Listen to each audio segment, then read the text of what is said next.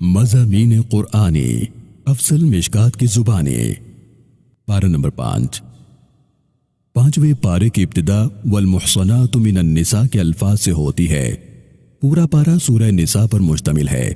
پانچویں پارے میں اللہ رب العالمین نے معاشرتی زندگی کے تمام پہلوؤں کا خوبصورت پیرائے میں ذکر فرمایا ہے۔ میاں بیوی اور مرد و عورت کے تعلقات، ان کے حقوق اور ذمہ داریوں کو وضاحت سے بیان فرمایا ہے۔ اللہ رب العالمین فرماتا ہے کہ اگر تم ازدواجی زندگی کا حقیقی لطف اٹھانا چاہتے ہو تو باضابطہ نکاح کرو، آزاد نفس پرستی اور بدکاری سے اجتناب کرو۔ پھر اللہ رب العالمین فرماتا ہے کہ اگر تم کبیرہ گناہوں سے بچو گے تو وہ تمہارے صغیرہ گناہوں کو معاف فرما دے گا۔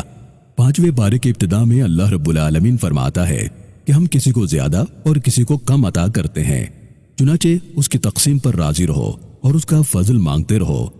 اسی پارے میں اللہ رب العالمین فرماتا ہے کہ ہم نے شوہروں یعنی مردوں کو بیویوں یعنی عورتوں پر نگران بنایا ہے تاکہ خاندانی زندگی میں مرد گھر کی خبر گیری کرتا رہے اور معاش کی ذمہ داری اٹھائے۔ اسی پارے میں سرکش عورتوں کے بارے میں احکامات ہیں کہ ان کو نرمی اور سلیقے سے سمجھایا جائے اور کچھ عرصے کے لیے ان سے علیحدگی اختیار کر لو، اور اگر پھر وہ مطیع ہو جائیں تو ان سے زیادتی نہ کرو۔ اگر میاں بیوی میں معاملہ زیادہ بگڑ جائے تو دونوں طرف سے ثالث مقرر کرو جو معاملے کو سلجھائیں۔ اسی پارے میں اللہ رب العالمین والدین اور عباداروں، یتیموں، مسکینوں، مظلوموں، ہمسایوں، ہم نشینوں اور کنیزوں سے حسن سلوک کرنے کا حکم دیتا ہے۔ حسد، خیانت اور کنجوسی سے بچنے کی تلقین، جبکہ امانت کو ادا کرنے اور سلام کرنے کے آداب کو بیان کیا گیا ہے۔ اللہ رب العالمین نے پانچویں پارے میں مسلمانوں کو یہ تعلیم دی ہے کہ ناپاکی کی حالت، رفع حاجت یا میاں بیوی کے قربت کے لمحات کے بعد جب تک پاک نہ ہو جائیں نماز ادا نہ کریں۔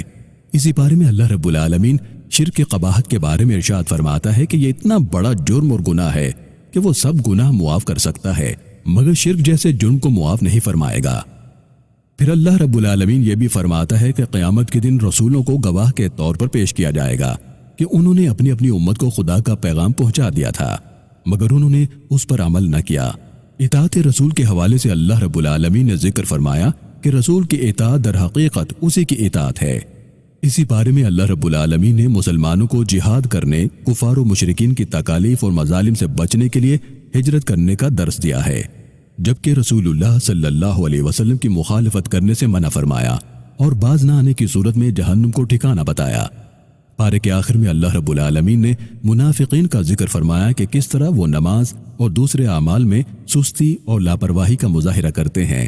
اصلاح نہ کرنے کی صورت میں جہنم کے گڑھے میں پھینکے جانے کا ذکر فرمایا اور ساتھ ہی ایمان کی روش پر چلنے کی تلقین کرتے ہوئے فرمایا کہ اللہ بہت قدردان ہے۔